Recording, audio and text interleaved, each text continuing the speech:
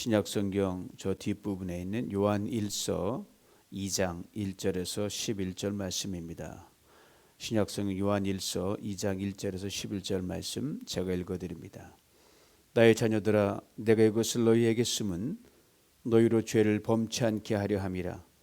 만일 누가 죄를 범하면 아버지 앞에서 우리에게 대언자가 있으니 곧 의로우신 예수 그리스도시라. 저는 우리 죄를 위한 화목제물이니 우리만 위할 뿐 아니요 온 세상의 죄를 위하심이라. 우리가 그의 계명을 지키면 이로써 우리가 저를 아는 줄로 알 것이요 저를 아노라 하고 그의 계명을 지키지 아니하는 자는 거짓말하는 자요 진리가 그 속에 있지 아니하되 누구든지 그의 말씀을 지키는 자는 하나님의 사랑이 참으로 그 속에서 온전케 되었나니 이로써 우리가 저 안에 있는 줄을 아노라. 저 안에 거한다 하는 자는 그의 행하시는 대로 자기도 행할지니라. 사랑하는 자들아, 내가 새 계명을 너에게 쓰는 것이 아니라 너희가 처음부터 가진 옛 계명이니 이 옛 계명은 너희의 들은 바 말씀이거니와 다시 내가 너에게 새 계명을 쓰노니 저에게와 너희에게도 참된 것이라. 이는 어둠이 지나가고 참빛이 벌써 비춤이니라. 빛 가운데 있다 하며 그 형제를 미워하는 자는 지금까지 어두운 가운데 있는 자요 그 형제를 사랑하는 자는 빛 가운데 거하여 자기 속에 거리낌이 없으나 그의 형제를 미워하는 자는 어두운 가운데 있고 또 어두운 가운데 행하며 갈 곳을 알지 못하나니 이는 어둠이 그의 눈을 멀게 하였음이니라. 아멘. 할렐루야. 2021년 새해가 막 시작되었고 오늘은 둘째 날 새해 첫 토요 새벽 예배로 하나님 앞에 섰습니다. 말씀을 나누기 전에 성도님들의 보필하고 여러분 두 분은 담임 목사로서 방금 전 예배를 시작하면 읽어드린 시편 128편에 담긴 복을 성도님들이 다 받아 누렸으면 하는 마음 간절합니다. 담임 목사로서 지금 방금 읽어드린 시편 128편의 말씀을 여러분 한 해 받아 누리는 복이 5가지가 들어있는데 먼저는 내 손이 수고한 대로 먹는 복입니다. 그리고 가정경제 중심인 아내들이 결실하는 복입니다. 뭐니 해도 농경 시대에도 그렇지만 지금도 마찬가지인 것 같아요.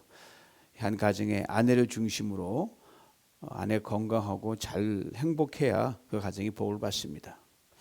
세 번째, 가정의 자녀들이 잘 되는 복입니다. 선물로 자녀들이 밖에 나가서 들려오는 소식을 좋은 거 들려주면 그것처럼 행복한 게 없거든요.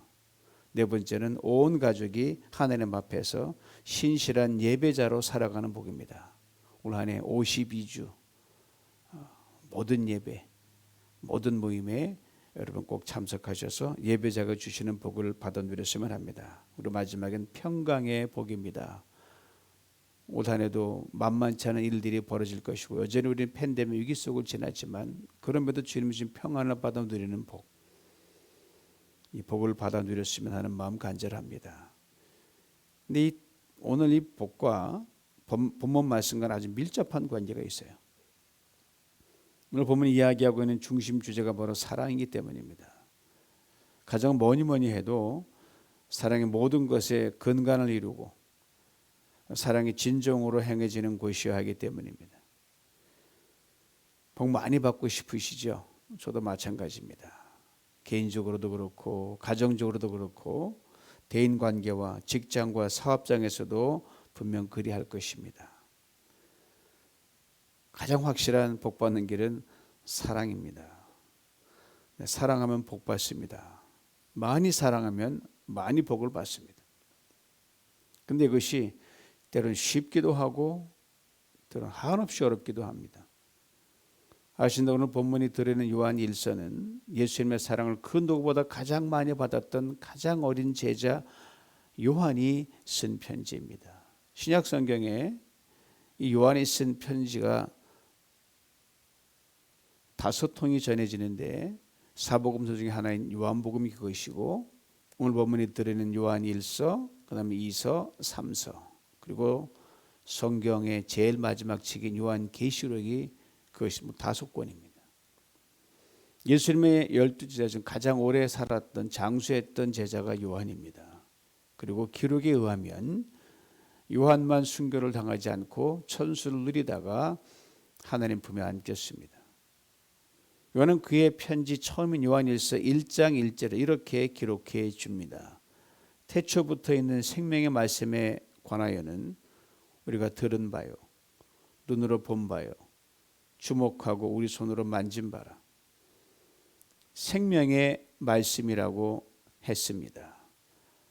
말씀이신 하나님께서 육신을 입고 이 땅에 오신 예수 그리스도 우리 주님을 말합니다. 요한은 이에 대해 그가 쓴 요한복음에서 이렇게 구체적으로 설명해 줍니다. 말씀이 육신이 되셨다. 보이지 않는 하나님이 보이는 하나님으로 오신 분이 바로 사람으로 오신 예수 그리스도 우리 주님이시란 말입니다. 이 주님을 요한은 만났습니다. 그래서 그는 이렇게 구체적으로 설명하고 있는 거거든요. 우리가 들은 바요, 눈으로 본 바요, 주목하고 우리 손으로 만진 바라. 우리라고 하면 요한과 함께 예수님과 이 땅에서 3년여간 함께 지냈던 제자들을 먼저 총칭합니다. 우리가 서로 대면에 상대방의 목소리를 듣지 않습니까? 얼굴을 보고 또 반갑다고 악수도 하고 이렇게 바디 터치를 한단 말이에요. 요한과 다른 제자들은 예수님 그런 물리적인 터치를 수도 없이 많이 가졌던 사람들이었습니다. 이런 제자들이 예수님으로부터 귀가 따갑도록 들었던 말씀 많이 있겠지만 가장 많이 들었던 말씀이 무엇인지 아세요? 바로 사랑입니다. 예수님께 십자가를 지시기 하루 전날 제자들과 함께 마지막 저녁을 잡수실 때 이런 말씀을 하셨어요. 요한복음 13장 34절입니다. 들어보세요. 새 계명을 너에게 주노니 서로 사랑하라. 내가 너희를 사랑한 것 같이 너희도 서로 사랑하라. 십자가를 지시기 직전이었거든. 하루 전날이었거든. 이 말씀 그러므로 예수님의 유언과도 같습니다. 그러게 서로 사랑하라는 예수님의 말씀에 담긴 깊고 깊은 뜻을 우리는 헤아리지 않으면 안 됩니다. 당시 예수님이 제자들과 함께 마지막 저녁 식사를 하러 길을 가시는 중에 제자들이 다투는 것을 목격하셨어요. 그냥 다툰 게 아니라 창피할 정도로 크게 다퉜습니다. 예수님의 고민이 이제 깊어질 수밖에 없었습니다. 이것들을 데리고 3년여 동안 내가 고생했는데 어떻게 두고 가나 아마 그렇게 걱정하셨을 거예요. 그리고 이렇게 말씀을 이어가셨습니다. 내가 너희를 사랑한 것 같이 너희도 서로 사랑하라. 두 가지로 이 말씀을 이해할 수 있습니다. 먼저는 예수님께서 제자들과 이 땅에 3년을 함께 생활하시면서 한 사람 한 사람을 극진히 사랑해 주셨거든요. 수많은 사람들을 불쌍히 여기시고 사랑하셨습니다. 이것을 제자들은 보았습니다. 경험했습니다. 이에 근거하여 내가 너희를 사랑한 것 같이 내가 수많은 사람들을 사랑한 것 같이 그렇게 너희도 사랑하라는 말이에요. 봤지 않냐? 그대로 하라는 거예요. 들었지 않냐? 그대로 하라는 거예요. 경험했지 않냐? 그대로 하라는 겁니다. 다음은 이제 마지막 저녁 식사를 마치시고 잡혀가십니다. 신문을 받으시고 십자가를 이제 골고다 언덕에서 죽으셨습니다. 그러니까 죽기까지 사랑하신 거예요. 이 근거 보면 죽기 살기로 너희는 서로 사랑하는 말씀을 담고 있습니다. 이 말씀은 훗날에 이들이 깨달았죠. 그렇습니다. 사랑은 내가 죽고 남을 살리는 것입니다. 자, 그렇다면 서로 사랑하라는 말은 제자들이 태어나서 한 번도 듣지 못하다가 예수님으로부터 처음 들은 그런 말씀일까요? 그래서 예수님이 새 계명이라고 말씀하신 걸까요? 그렇지 않습니다. 제자들은 예수님을 만나기도 훨씬 전에 서로 사랑하는 말씀은 귀가 따갑도록 들었습니다. 그러나 서로 사랑하지 못했습니다. 그렇게 살다가 예수님께 택함을 받은 거예요. 어리버리하게 다가 그러니 남을 살리고 내가 죽을 정도로 그렇게 희생적인 사랑은 감히 엄두도 내지 못했습니다. 그러므로 저들이 귀가 따갑도록 들었던 서로 사랑하라는 이 말은 실제로 행동으로 이어지지 않은 그런 계명이었습니다. 서로 사랑한다 하더라도 하나님이 원하시는 방식으로가 아닌 자기들 나름대로의 방식으로 사랑할 뿐이었습니다. 오랫동안 들어온 계명이기에 시간적으로 보면 오래된 계명, 즉 옛 계명입니다. 이것을 행동으로 옮길 때 비로소 새 계명으로 다시 태어날 수 있는 겁니다. 내 방식으로가 아닌 하나님 원하시는 방식으로 사랑할 때 비로소 새 계명으로 다시 태어날 수 있는 겁니다. 이것을 예수님께서 당시 제자들에게 일깨워 주셨어요. 옛 계명과 새 계명, 내용은 하나도 바뀐 것이 없습니다.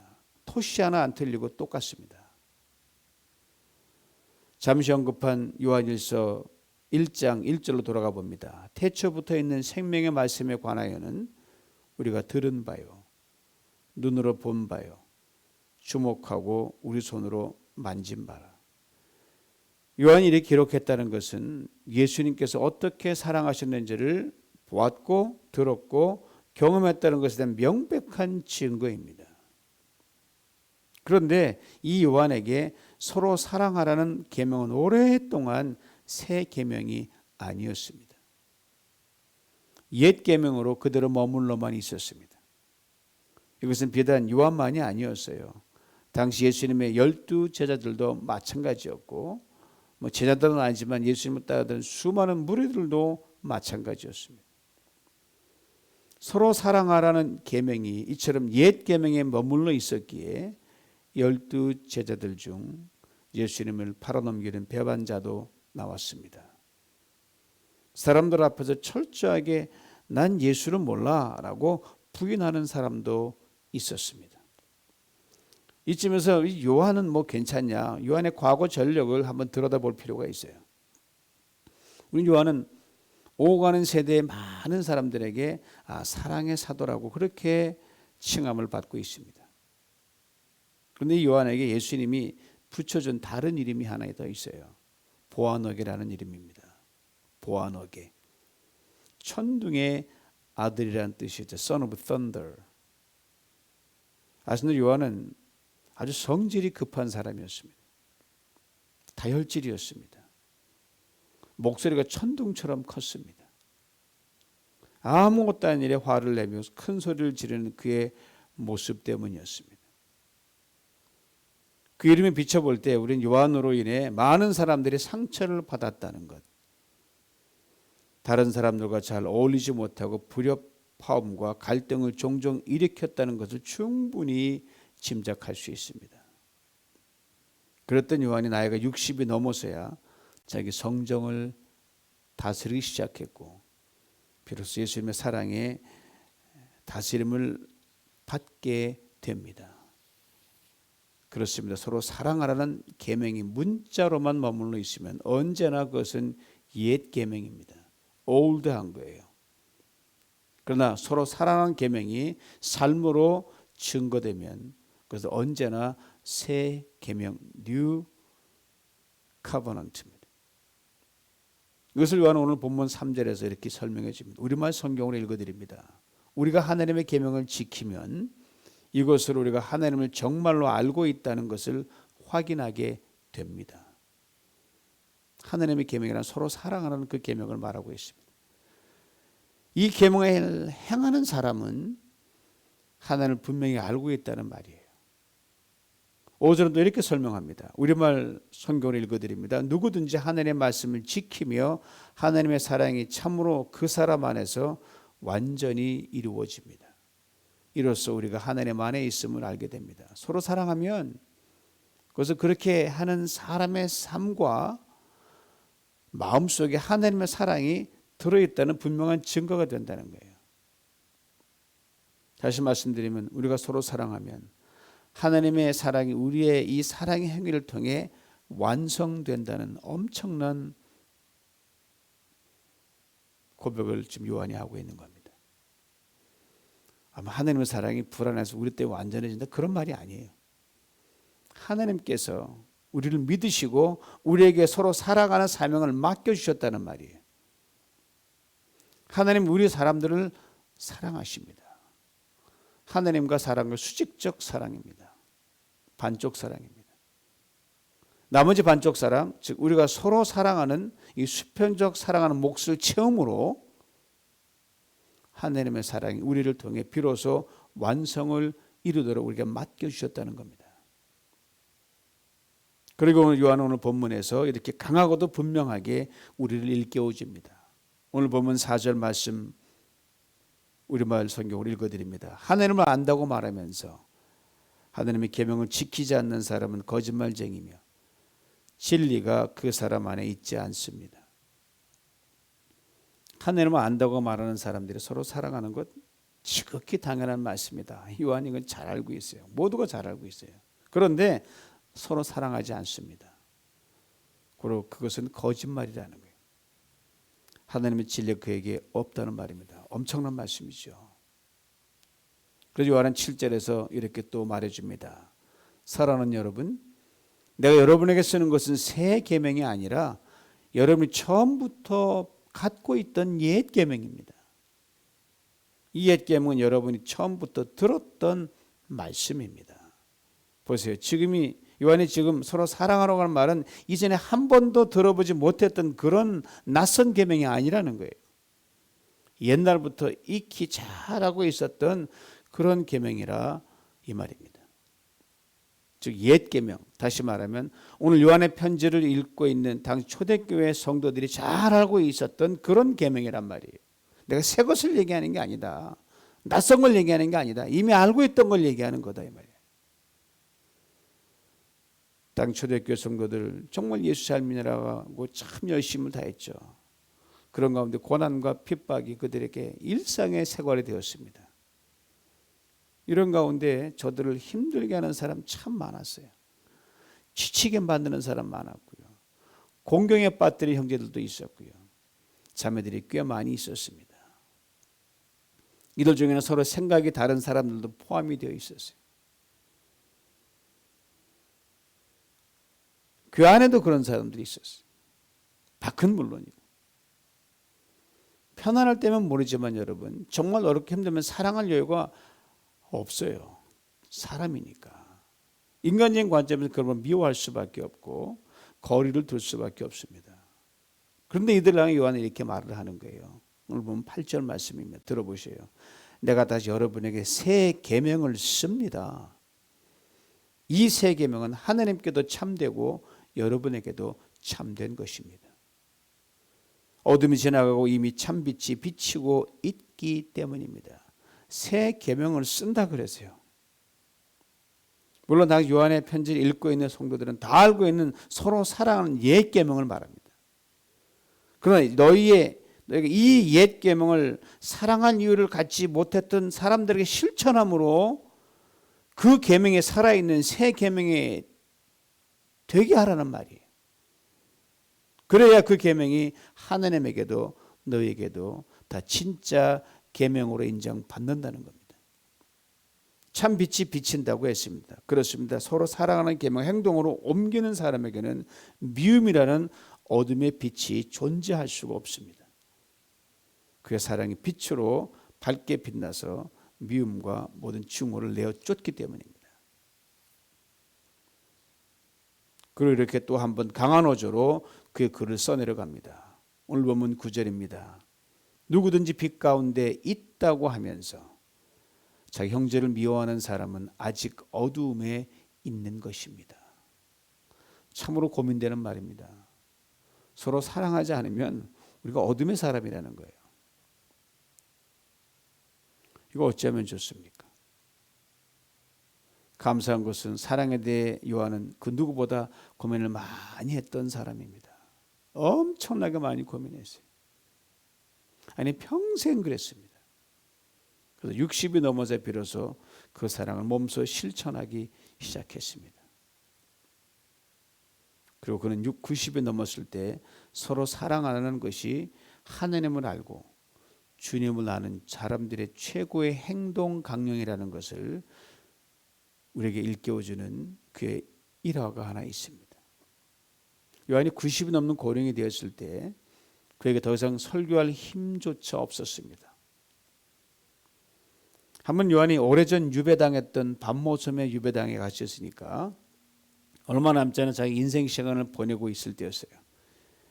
그를 사랑하고 따랐던 많은 자들이 요한이 유배되는 반모섬까지 와서 거기서 전도를 하고 거기서 교회를 세워서 하나님 나라를 확장해 나가고 있었습니다. 어느 날 예배 시간에 성찬식이 있었습니다. 요한의 제자 중 하나가 스승 요한에게 이렇게 청했습니다. 선생님, 한번 앞에 나가서 무슨 말씀을 좀 하나 해주시죠. 우리가 말씀을 듣고 싶습니다. 이번에는 요한이 천천히 몸을 일으켜서 이 강단 앞으로 나갔습니다. 그리고 모인 청중들이 이렇게 말했어요. 사랑하는 이들이여 서로 사랑하라. 그리고 다 자기 자리로 돌아왔습니다. 그래서 그 제자가 요한에게 가서 이렇게 말하는 거예요. 그게 답니까 선생님? 뭐 다른 말씀이 있을 것 같은데 다시 한 말씀 들려주시지요. 요한이 다시 몸을 일으켜 앞에 나가서 그 입을 또 이렇게 말합니다. 사랑하는 이들이요 서로 사랑하라. 그리고 자리로 돌아온 요한에게 또 한 번 부탁을 했고 요한이 이번에 동일한 말을 들려주고는 자기 자리로 돌아와 앉았습니다. 인생 어느 시점을 시작으로 그 옛날 예수님께서 들려주셨던 서로 사랑하라는 계명을 새 계명으로 받고 행동으로 옮겼던 그였기에 그는 주저없이 거듭거듭 서로 사랑하라고 말할 수 있었습니다. 그리고 그의 고백이 바로 요한 1서, 2서, 3서입니다. 서로 사랑하라 그런 계명 분명 오래된 계명입니다. 그러나 이것을 행동으로 옮기지 않으면 옛 계명일 뿐입니다. 즉 사랑의 능력이 없고 사랑의 빛도 비추지 못하는 문자만 있는 계명입니다. 그러나 이것을 행동으로 옮길 때 비로소 살아있는 새 계명이 됩니다. 사랑의 능력이 나타나고 사랑의 빛이 비추기 때문입니다. 옛 계명과 새 계명 쓰여진 문자로는 전혀 차이가 없습니다. 아무도 구분할 수가 없어요. 똑같으니까. 그러나 이 삶을 통해서 옛 계명과 새 계명이 선명하게 구분이 됩니다. 사랑하는 성도 여러분, 주님이 원하시는 새 계명을 온전히 행하기에는 우리는 턱없이 부족합니다. 연약합니다. 예수님을 보았고 들었고 만졌고 경험했던 요한도 그랬으니 우리는 두말할 필요가 없는 거 아니겠어요? 그러나 사랑은 끝없이 자라가고 성숙할 수 있고 또 그래야 됩니다. 서로 사랑하라는 계명이 문자적인 수준에 머무는 인생에서 행동으로 옮겨지는 새 계명의 인생으로 쉼 없이 성숙해가는 것입니다. 어제보다 오늘 서로 더 사랑하고 내일은 오늘보다 서로 더 사랑하고 그렇게 매일 사랑의 진보를 이루어가는 것입니다. 천둥 번개 같은 성정을 지닌 요한을 새 계명의 사람으로 평생 다듬어 가신 주님께서 여러분과 저도 그렇게 새 계명의 사람으로 다듬어 가실 수 있습니다. 여러분과 제가 온 마음과 정성과 뜻을 다하여 새 계명의 사람으로 어찌하든 살려고 애쓰고 힘쓰면 반드시 주님께서 우리를 옛 계명의 그 갇힌 울타리에서 확 끄집어내서 새 계명의 넓은 세상으로 우리를 인도해 가실 줄 믿습니다. 여러분, 예수 믿는 사람들 신앙생활 하면서 힘든 일 많죠.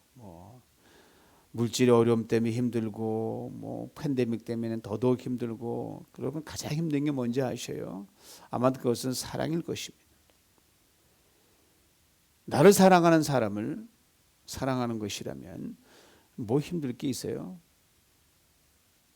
내가 너를 사랑한 것 같이 너도 사랑하라는 주님의 계명이 우리 그리스도인의 사랑의 기준이기 때문에 힘든 거예요. 사랑의 대상은 모두가 되어야 하는 전제가 그 안에 깔려 있기 때문입니다. 오랜 평신도 생활을 거치는 목회자로 살아가고 있는 지금 저 자신, 누가 뭐가 제일 힘듭니까? 라고 묻는다면 저 또한 사랑입니다 라고 말할 수밖에 없습니다. 목사가 사랑하는 성도를 돌보고 사랑하는 것이란 뭐 힘들 게 있어요?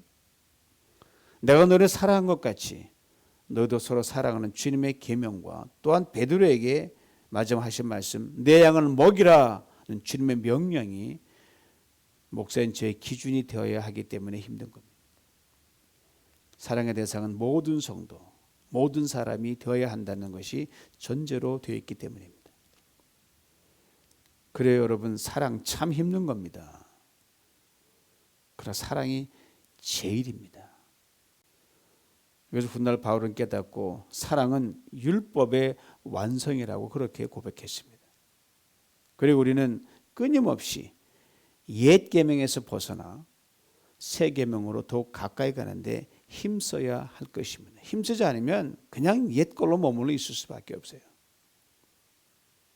다시 한 해의 시간이 주어졌습니다.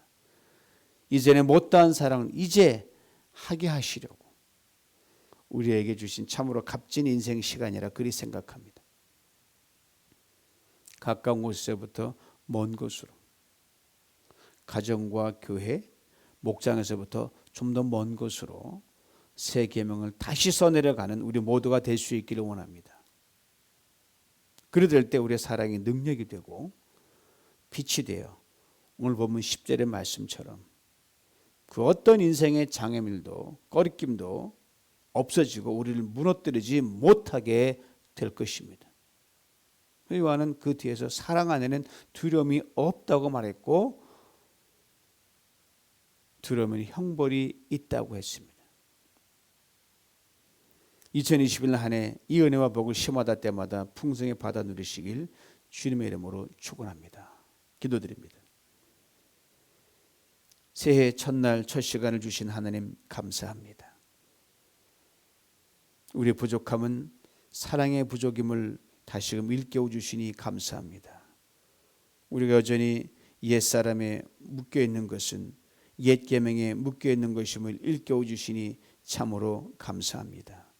다시 새 계명을 쓰는 사람으로 이 한 해 이 첫 시간부터 끝 시간까지 우리를 도우시고 붙들어 주시고 우리를 재촉하여 주시옵소서.